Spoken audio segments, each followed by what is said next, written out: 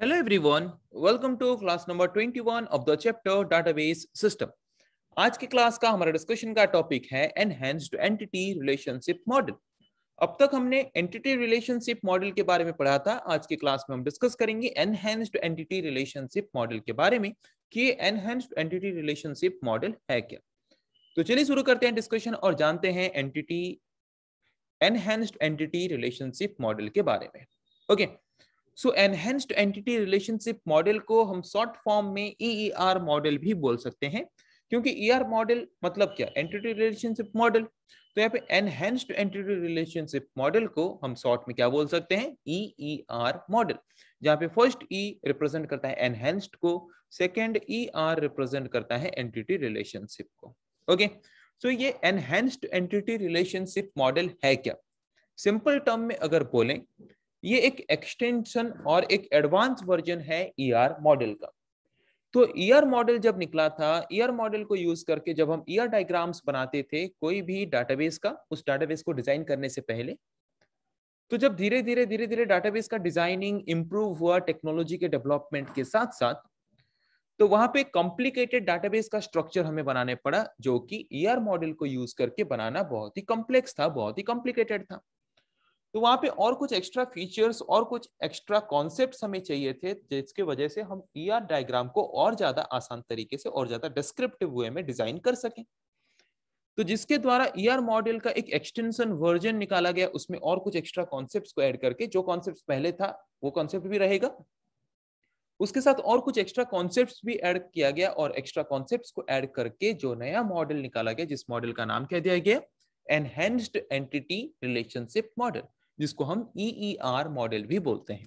तो in simple term we can say that enhanced entity relationship model और EER model is the extension of ER model. मतलब ER model का एक extension version है, हम बोल सकते हैं किसको, एनहेंस्ड एंटिटी रिलेशनशिप मॉडल को। ओके, तो एनहेंस्ड एंटिटी रिलेशनशिप मॉडल को बनाने का मेन इंटेंशन क्या है, उसमें कुछ एक्स्ट्रा कॉन्सेप्ट्स ऐड करना, जिन कॉन्सेप्ट्स को यूज करके हम क्या कर सकें, ईआर डायग्राम को और ज्यादा आसान तरीके से और ज्यादा डिस्क्रिप्टिव वे में बना सकें। Okay, so in addition to ER model concepts, EER includes, okay, ER model में जितने कॉन्सेप्ट्स थे, उन कॉन्सेप्ट्स के साथ साथ ईईआर मॉडल में और कुछ एक्स्ट्रा कॉन्सेप्ट्स भी इंक्लूड किया गया है। क्या है वो concepts, sub classes and super classes, specialization and generalization, category और यूनियन टाइप एंड एग्रीगेशन। तो ये चार कॉन्सेप्ट्स एक्स्ट्रा इंक्लूड किया गया है ईईआर मॉडल में। किनके साथ, जो कॉन्सेप्ट पहले से ईआर मॉडल में था उन कॉन्सेप्ट्स के साथ, वो सारे कॉन्सेप्ट्स भी हैं, उनके साथ ये चार एक्स्ट्रा कॉन्सेप्ट्स को इंक्लूड किया गया है ईईआर मॉडल में, ताकि हम ईआर डायग्राम को और ज्यादा बेटर वे में डिजाइन कर सकें आजकल के कॉम्प्लिकेटेड डाटाबेस डिजाइनिंग के टाइम में। ओके, तो यहाँ पे जो चार न्यू कॉन्सेप्ट्स इंक्लूड किया गया है ईईआर मॉडल में, हर एक कॉन्सेप्ट के बारे में अभी हम वन बाय वन डिस्कस करेंगे और जानेंगे कि किस तरह के कॉन्सेप्ट का काम क्या है, इस तरह के कॉन्सेप्ट को कैसे हम यूज कर सकते हैं ईआर डायग्राम डिजाइन करते वक्त। ओके, तो ये जितने भी कॉन्सेप्ट्स आप यहाँ पे देख रहे हो, सारे कॉन्सेप्ट को हम क्यों यूज करते हैं, ईईआर डायग्राम्स बनाने के लिए। मतलब कोई भी डाटाबेस को डिजाइन करने से पहले उसका ईआर डायग्राम बनाने के लिए हम ये चार कॉन्सेप्ट्स को भी ईआर मॉडल में बाकी जितने कॉन्सेप्ट पहले थे उन कॉन्सेप्ट्स के साथ मिला के हम क्या कर सकते हैं, यूज कर सकते हैं कोई भी डाटाबेस का ईईआर डायग्राम डिजाइन करने के लिए। ओके, तो चलिए वन बाय वन सारे कॉन्सेप्ट्स को यहाँ पे डिस्कस करते हैं। तो फर्स्ट कॉन्सेप्ट हमारा यहाँ पे क्या है, सब क्लासेस एंड सुपर क्लासेस। तो ये सब क्लास एंड सुपर क्लास है क्या, एंटिटी क्या है हम जानते हैं।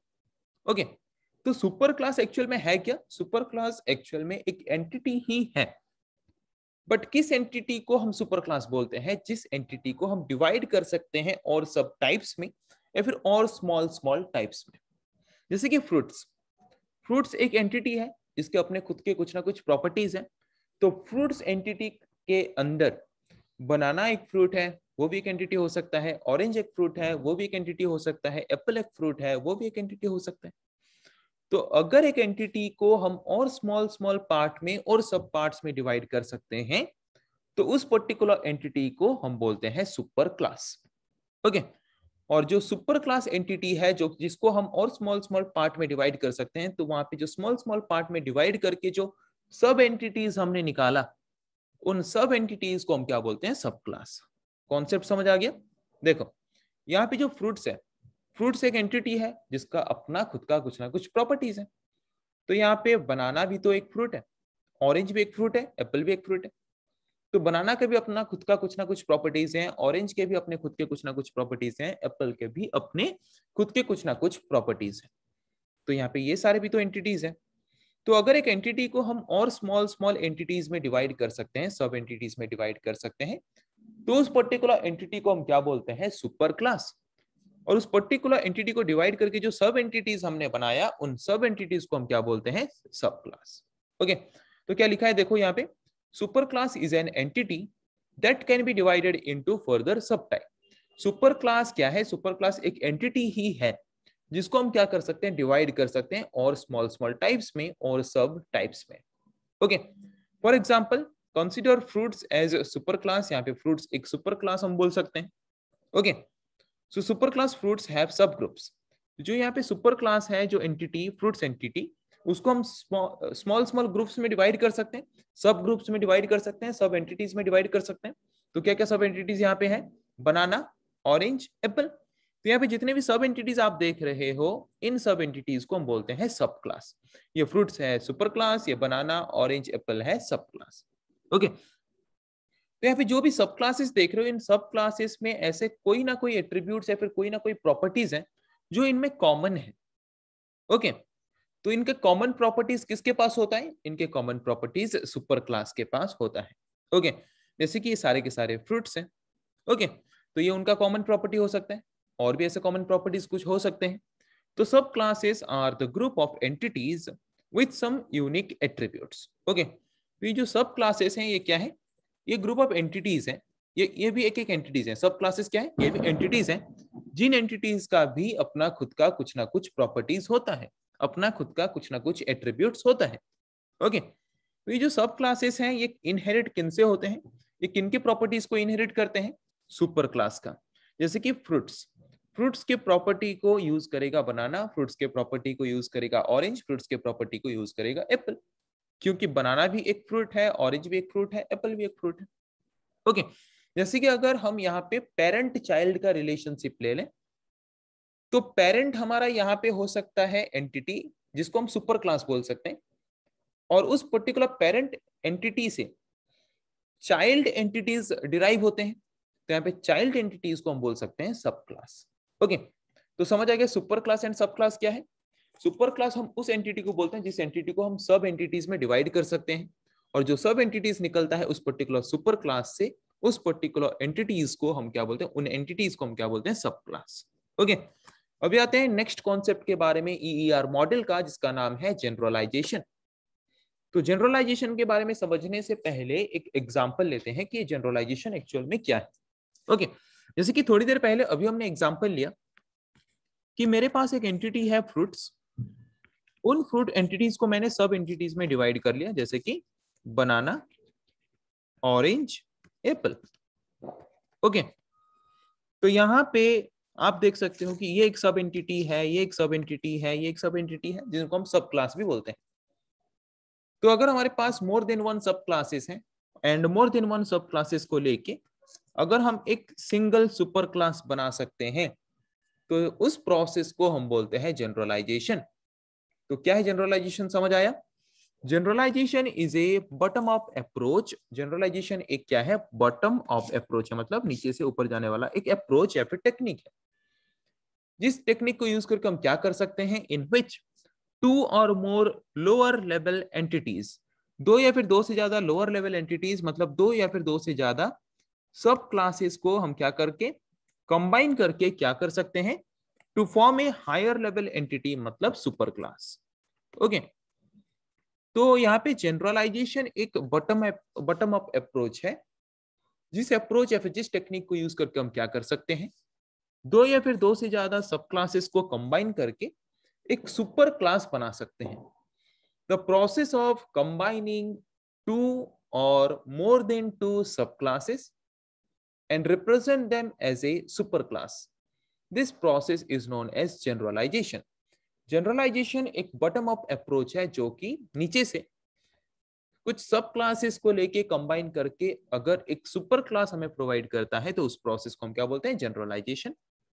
ओके, जनरलाइजेशन प्रोसेस को यूज करके हम और क्या कर सकते हैं, एक हायर लेवल एंटिटी मतलब एक सुपर क्लास को, एक सुपर क्लास हमारे पास है, ये जैसे कि एक सुपर क्लास है, एक सुपर क्लास को कोई भी एक सब क्लास के साथ मतलब कोई भी एक लोअर लेवल एंटिटी के साथ कंबाइन करके फर्दर और एक हायर लेवल एंटिटी या फिर और एक सुपर क्लास हम यहाँ पे फाइंड कर सकते हैं।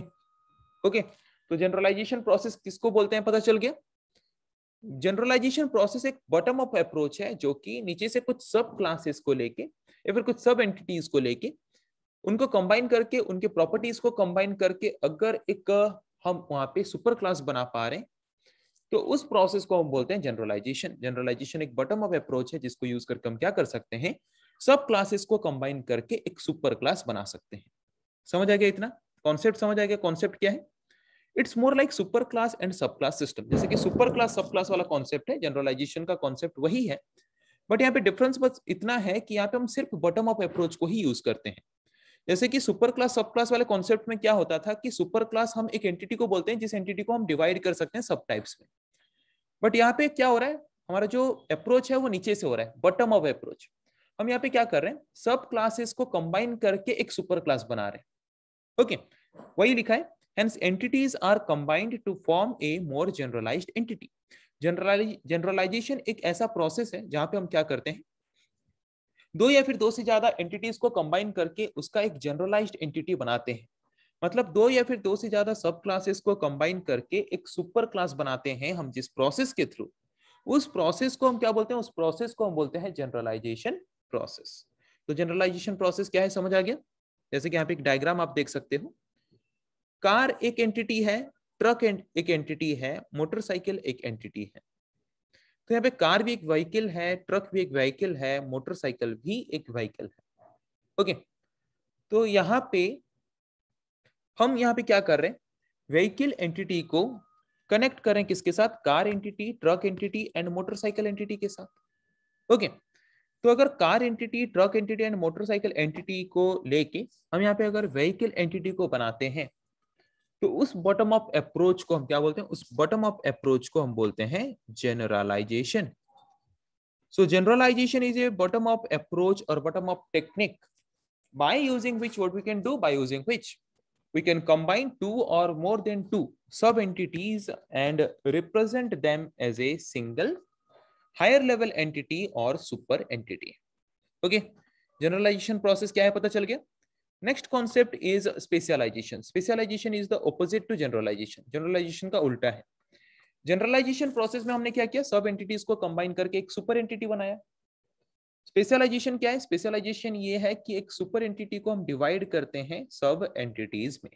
Okay, so specialization is a top down approach.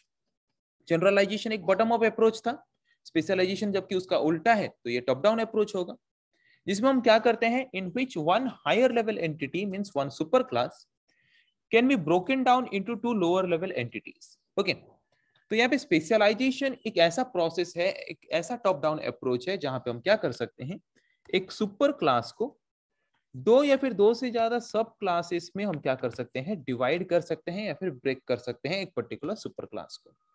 Okay, so in specialization a higher level entity means a super class may not have any lower level entities, means it may not have any subclasses। Okay, तो specialisation में हम क्या करते हैं, specialisation एक top down approach है जहां पे हम एक पर्टिकुलर सुपर क्लास को सब क्लासेस में क्या करते हैं, ब्रेक करते हैं या फिर डिवाइड करते हैं। ओके, स्पेशलाइजेशन प्रोसेस अगर हम यूज करते हैं, स्पेशलाइजेशन अप्रोच अगर हम यूज कर रहे हैं तो वहां पे एक हायर लेवल एंटिटी या फिर सुपर क्लास का सब एंटिटीज होना कंपलसरी नहीं है। अगर एक पर्टिकुलर हायर लेवल एंटिटी या फिर सुपर क्लास का सब क्लास नहीं है तो वहां पे भी वो एप्लीकेबल है, वो अलाउड है। Okay, it's possible. तो जैसे कि यहाँ पे व्हीकल एक एंटिटी है, तो व्हीकल एंटिटी को हम यहाँ पे car entity, truck entity and motorcycle entity में डिवाइड कर रहे हैं। तो इस डिवाइड करने के प्रोसेस को हम क्या बोलते हैं, इस टॉप डाउन अप्रोच को हम क्या बोलते हैं, इस टॉप डाउन अप्रोच को हम बोलते हैं specialization. So specialization is a top-down approach by using which approach what we can do, we can divide a higher level entity into lower level entity, or we can divide a superclass into multiple number of subclasses. Okay.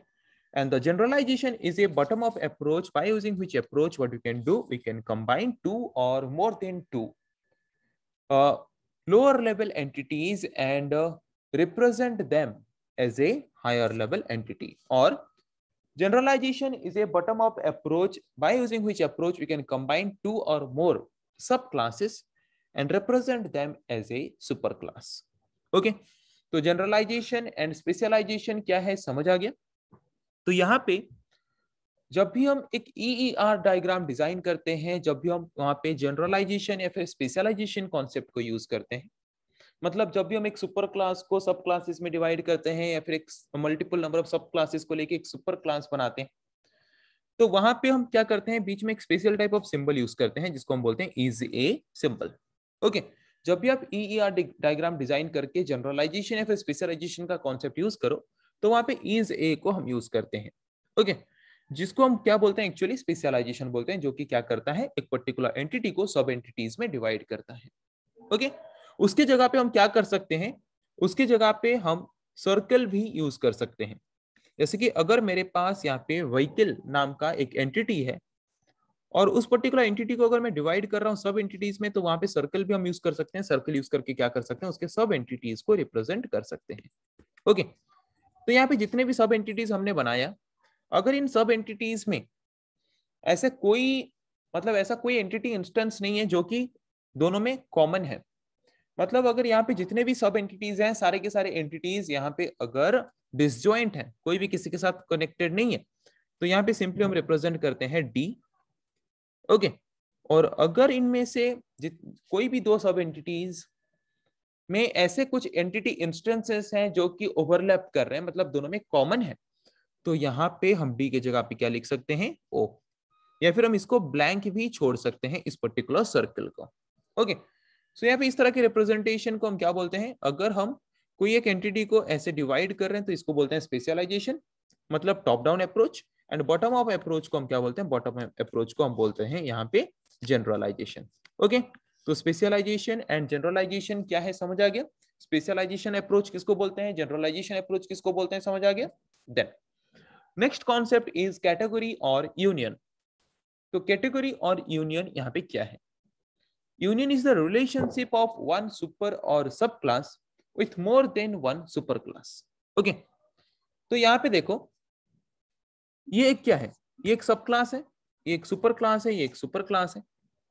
तो यहाँ पे इस particular super class का भी relation इसके साथ है, इस पर्टिकुलर सुपर क्लास का रिलेशन भी इसके साथ है। तो यहाँ पे कोई भी एक सब क्लास का रिलेशन या फिर कोई भी एक सुपर क्लास का रिलेशन अगर मोर देन वन सुपर क्लास के साथ है, तो उस तरह के रिलेशनशिप को हम क्या बोलते हैं, उस तरह के रिलेशनशिप को हम बोलते हैं यूनियन रिलेशनशिप। ओके, तो यूनियन क्या है समझ आ गया। यूनियन एक रिलेशनशिप है किनके किनके बीच, एक पर्टिकुलर सुपर क्लास या फिर सब क्लास का रिलेशन अगर मोर देन वन सुपर क्लास के साथ है, तो उस तरह के रिलेशनशिप को हम बोलते हैं यूनियन। जैसे कि ओनर एक एंटिटी है, तो ओनर एंटिटी में व्हीकल के ओनर्स भी हो सकते हैं, हाउस के ओनर भी हो सकते हैं। मतलब यहाँ पे ओनर एंटिटी का रिलेशनशिप व्हीकल एंटिटी के साथ भी है, हाउस एंटिटी के साथ भी है। तो यहाँ पे जो एक एंटिटी का रिलेशन मोर देन वन सुपर क्लास या फिर सुपर क्लास एंटिटी के साथ अगर है, तो उस तरह के रिलेशनशिप को हम क्या बोलते हैं, यूनियन। तो यहाँ पे ओनर क्या है, owner is the subset of two super class vehicle and house. तो व्हीकल के भी ओनर्स हैं, हाउस के भी ओनर्स हैं। तो यहाँ पे ओनर एंटिटी के साथ जो कि एक सब क्लास है उसके साथ व्हीकल का भी रिलेशनशिप है एंड हाउस का भी रिलेशनशिप है। तो यहाँ पे इस तरह के रिलेशनशिप को हम क्या बोलते हैं, यूनियन। अगर एक सब क्लास या फिर सुपर क्लास के साथ मोर देन वन सुपर क्लास का अगर रिलेशनशिप होता है, तो उस तरह के रिलेशनशिप को हम क्या बोलते हैं, union. Okay, then next concept that is used in EER model is aggregation। तो एग्रीगेशन क्या है, देखो यहाँ पे मेरे पास एक एंटिटी है सेंटर और एक एंटिटी है कोर्स उनके बीच रिलेशन है offer, centre offer course, centre course offer करता है। मेरे पास और एक एंटिटी है विजिटर। तो अगर किसी को कोई भी कोर्स लेके सेंटर में पढ़ना है तो वो सेंटर में जाके इंक्वायरी करेगा। तो विजिटर का सेंटर के साथ रिलेशन क्या है? इंक्वायरी वाला रिलेशन, कि विजिटर इंक्वायरी करेगा सेंटर में जाके। बट आजकल के जमाने में कोई भी विजिटर जब भी कोई सेंटर में जाता है तो वो सिर्फ सेंटर का इंक्वायरी नहीं करता, सेंटर के बारे में इंक्वायरी नहीं करता, उस पर्टिकुलर सेंटर में जो जो कोर्सेज प्रोवाइड किए जाते हैं उन कोर्सेज के बारे में भी वो इंक्वायरी करता है। मतलब विजिटर का सेंटर के साथ रिलेशन भी इंक्वायरी होगा एंड विजिटर का कोर्स के साथ भी रिलेशन इंक्वायरी होगा। मतलब यहाँ पे जो दो एंटिटीज हैं, दोनों एंटिटीज के साथ विजिटर का जो रिलेशन है वो सेम है। तो वहां पे दो दो बार रिलेशन ना लेके अगर हम यहाँ पे जो दो एंटिटीज एक दूसरे के साथ रिलेटेड हैं, सेंटर एंड कोर्स, उनको अगर हम एक सिंगल एंटिटी के फॉर्म में रिप्रेजेंट कर दें तो उस पर्टिकुलर प्रोसेस को हम बोलते हैं एग्रीगेशन। ओके, तो एग्रीगेशन क्या है? Aggregation is the process when relation between two entities is treated as a single entity. Okay, तो यहाँ पे मुझे सेंटर के साथ भी रिलेशन क्रिएट करना है, कोर्स के साथ भी रिलेशन क्रिएट करना है, और सेंटर एंड कोर्स दोनों एक दूसरे के साथ रिलेटेड हैं। तो यहाँ पे जो एक रिलेशन है, इस पर्टिकुलर रिलेशन जो है ये किन के बीच है? दो एंटिटीज के बीच है। तो अगर मुझे विजिटर एंटिटी को सेंटर एंड कोर्स दोनों के साथ सेम रिलेशन में कनेक्टेड होना है, तो यहाँ पे इंडिविजुअली कनेक्टेड होने के बजाय अगर इन टोटल रिलेशन को हम एक ग्रुप के हिसाब से रिप्रेजेंट करते हैं, या फिर इन टोटल रिलेशन को अगर हम एक सिंगल एंटिटी के हिसाब से रिप्रेजेंट कर दें, तो विजिटर डायरेक्टली एक ही रिलेशन के थ्रू इस टोटल एंटिटी के साथ कनेक्टेड हो सकता है। तो यहाँ पे जो इस टोटल रिलेशन को हमने एक सिंगल एंटिटी के फॉर्म में रिप्रेजेंट किया जिस प्रोसेस के थ्रू, उस प्रोसेस को हम बोलते हैं aggregation. Aggregation is a process when relation between two entities is treated as a single entity. Okay, तो यहाँ पे जो दो एंटिटी के बीच रिलेशन है, इस टोटल रिलेशन को अगर हम सिंगल एंटिटी के फॉर्म में रिप्रेजेंट करते हैं जिस प्रोसेस के थ्रू, उस प्रोसेस को हम बोलते हैं एग्रीगेशन। ओके, जिसके द्वारा ये एक एंटिटी हो गया, इसको हमने एंटिटी के फॉर्म में रिप्रेजेंट कर लिया, जिसके द्वारा विजिटर डायरेक्टली एक ही रिलेशन के थ्रू इस टोटल एंटिटी के साथ रिलेशन में रह सकता है। ओके, एग्रीगेशन क्या है समझ आ गया? तो इन द डायग्राम अबव, जो डायग्राम अभी हमने देखा यहाँ पे, the relationship between center and course together is acting as an entity. Okay, तो यहाँ पे सेंटर एंड कोर्स दो अलग अलग एंटिटीज हैं, तो उनके बीच जो रिलेशन है वो एक एंटिटी के हिसाब से काम कर रहे हैं।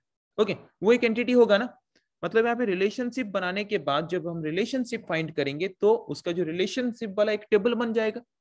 तो उस पर्टिकुलर रिलेशनशिप वाले टेबल को हम एक सिंगल एंटिटी के फॉर्म में रिप्रेजेंट कर सकते हैं जिस प्रोसेस के थ्रू, उस प्रोसेस को हम बोलते हैं एग्रीगेशन। ओके, सेंटर एक एंटिटी है, कोर्स एक एंटिटी है, उनके बीच रिलेशन जब हमने फाइंड किया तो एक एंटिटी बना। तो उस एंटिटी को अगर हम एक क्या करें, एक सिंगल एंटिटी के फॉर्म में अगर उसको रिप्रेजेंट कर देते हैं, इस टोटल रिप्रेजेंटेशन को, उस प्रोसेस को हम बोलते हैं एग्रीगेशन। ओके, सो यहाँ पे which is in relationship with another entity visitor.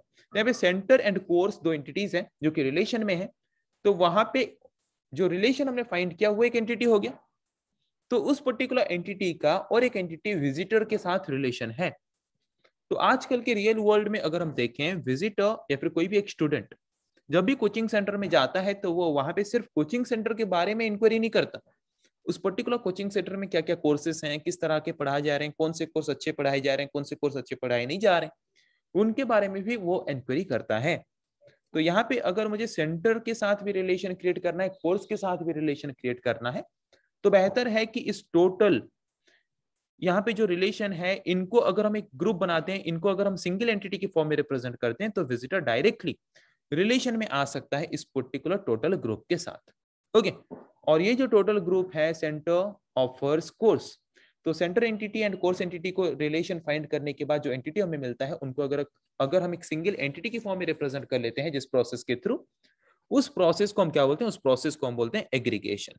Okay, तो आई थिंक एग्रीगेशन क्या है समझ आ गया। तो आज के क्लास में हमने डिस्कस किया पहले EER मॉडल क्या है एंड EER मॉडल क्या क्या न्यू कॉन्सेप्ट इंक्लूड किया है एज कंपेयर टू और in addition to ER model. ER model में जो कॉन्सेप्ट्स थे उसके साथ एडिशनल कॉन्सेप्ट क्या क्या ऐड किया गया है ईईआर मॉडल में, उसके बारे में हमने डिस्कस किया कि सब क्लास क्या है, सुपर क्लास क्या है, देन स्पेशलाइजेशन क्या है, जनरलाइजेशन क्या है, देन फिर हमने डिस्कस किया यूनियन क्या है, देन फिर हमने डिस्कस किया एग्रीगेशन क्या है। ओके, सो आई थिंक आज के क्लास में जिन टॉपिक्स के बारे में डिस्कस किया हमने आप लोगों को समझ आ चुका है। सो नेक्स्ट क्लास में हम डिस्कस करेंगे ऐसे और कुछ टॉपिक्स के बारे में। आज के लिए इतना ही। Thank you.